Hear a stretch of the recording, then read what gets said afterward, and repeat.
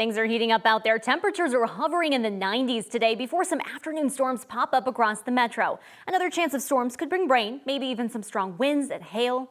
Good evening and thanks for joining us. I'm Rachel Krause. Much of this Saturday has been filled with sunshine and hot temperatures. Let's bring in 9 News meteorologist Corey Reppenhagen to tell us more about these storms coming our way. Corey? Hey, yeah, we've got quite a few of those thunderstorms out there in the area. In fact, one just to the west of Denver. You can see the rain falling out of that cloud just kind of to the northwest of downtown. Temperatures are much cooler now that we've had a couple of thunderstorms roll through the area. 81 here in downtown, 78 at Denver International Airport after a good 90-degree day. Take a look at the radar picture across the state. A few scattered thunderstorms across the area. No severe storms except for down here to the southeast, including one storm. A severe storm just in Baca County, just to the south of Springfield. Up here to the north, not too many strong storms. One down here to the south of Fort Morgan, not severe, but we do have a few thunderstorms coming off of the foothills in Denver. So a few more possibilities to see at least some rain in parts of our area. We're not looking at a great chance of seeing large hail or damaging winds out of these storms, just kind of garden variety storms. This is the forecast for tomorrow in Denver. It looks like we're going to see that sunshine early on once again. Clouds may come in a little bit earlier tomorrow. Temperatures still probably making it into the 90s. The difference for tomorrow is there's going to be less storm coverage, so very isolated chances for storms tomorrow across the Front Range. But look at these temperatures. Very good chance to make it back into the 90s here, at least briefly across the Front Range, and a nice warm day in the mountains as well. So I'll talk about that storm threat coming up tomorrow and also some big heat coming our way in the middle of next week. Rachel? Thanks, Corey. Devastating flooding is to blame for the deaths of 32 people, including 14 children in central Texas. Even more people are still missing. Authorities say the flooding caused the Guadalupe River near Kerrville to surge by more than 20 feet in just 90 minutes. The region got a month's worth of rain in a matter of hours. At least 32 people have died. More than 20 kids who are attending a summer camp are still unaccounted for. One of the girls at the camp was 9-year-old Janie Hunt. Janie's mother confirming her daughter died in the devastation. Emergency crews are still working to find the hundreds of people still missing. Some people are taking matters into their own hands, including one man who is searching for his loved ones. The place where all the survivors are brought, and we were hoping that we would hear our daughter and friends' names called, but they never did call. So we said, this morning we're going to come out and try to find them ourselves. I mean, you're walking through this mess, yeah, hoping for a miracle. Amen. Keep the faith. That's all we can do. And the danger isn't over yet. The National Weather Service issuing more flood alerts with more rain in the forecast. We'll have details on the devastation coming up in our second half hour later tonight. Here at home, Denver police are searching for a driver who hit someone changing their tire on I-25 and kept going. Police say it happened around 7 a.m. this morning on I-25 near 6th Avenue. The crash forced southbound lanes to close for several hours. Those lanes have since reopened. Police say the victim was changing their tire on the right shoulder when they were hit. Police are looking for a black Toyota 4Runner. It has damage on the front passenger side. If you have any information about the crash, you're asked to call Metro Denver Crime Stoppers. Well, the 4th of July holiday is over and we're starting to see the holiday aftermath. The Douglas County Sheriff's Office says a home in the Stonegate neighborhood was damaged because of a fire that started after proper works were not properly disposed of. Deputies evacuated the family who were still inside trying to save their pets. Luckily, South Metro Fire says its crews were able to get the animals out safely. The Sheriff's Office says this all started outside the garage after used fireworks were thrown into a plastic trash can. The COVID years gave all of us non-medical types a lesson in disease management and contact tracing. Today, health officials use those same tools to track measles cases spreading across the U.S. and Colorado. Our Jennifer Michaels sat down with the state's epidemiologist to better understand the 16 cases so far here in Colorado. Good, you ready? Yes. Awesome. She's a familiar voice on infectious diseases, but this time we're talking about measles with state epidemiologist Dr. Rachel Herlihy. Remind us how measles spreads. It can be in the air for a while after someone leaves an area, right? And it's very infectious. 9 out of 10 susceptible people, so people who don't have immunity to the virus that come in contact with someone with the infection are going to go on to develop the infectious disease. So very, very infectious. Measles incubates longer in the body, which makes tracking exposures tricky. We try and identify all of the known contacts first, right? So these are going to be, household contacts, close friends, healthcare providers, people that had very direct contact with that person. It can be really challenging for cases to remember everywhere they've been while they were infectious. Keep in mind that the incubation period, so the time from exposure to onset of illness for measles, is typically anywhere from 7 to 21 days. But some of these have been like grocery stores, and there's no physical, there's a limitation there. You can't call every single person because you don't know who all shopped at a Trader Joe's on this one date. And we work with businesses and healthcare facilities to really try and find all of those people who may have been in the same place at the same time. And that's really when we rely on our press releases and the media to notify the public of places where cases have been, these public spaces where we really can't identify all individuals. Most of Colorado's cases stem from international travel or exposure to one passenger on a Turkish Airlines flight that landed at DIA. And some of those who got sick were vaccinated. Most adults are walking around vaccinated for measles, but we're seeing some breakthrough cases. Breakthrough cases are still considered not normal, that's kind of unusual, but we're seeing it happen. In rare cases, someone who was vaccinated and even develops an immune response to the vaccine might still get measles if they have this intense or prolonged exposure to the virus.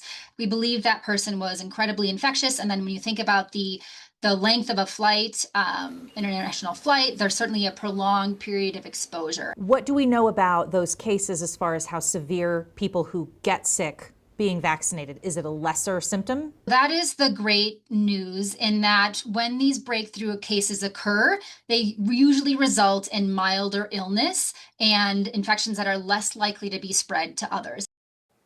The state says they've seen a boost in interest in people getting vaccinated against measles. There are different guidelines based on your current age and prior vaccination history.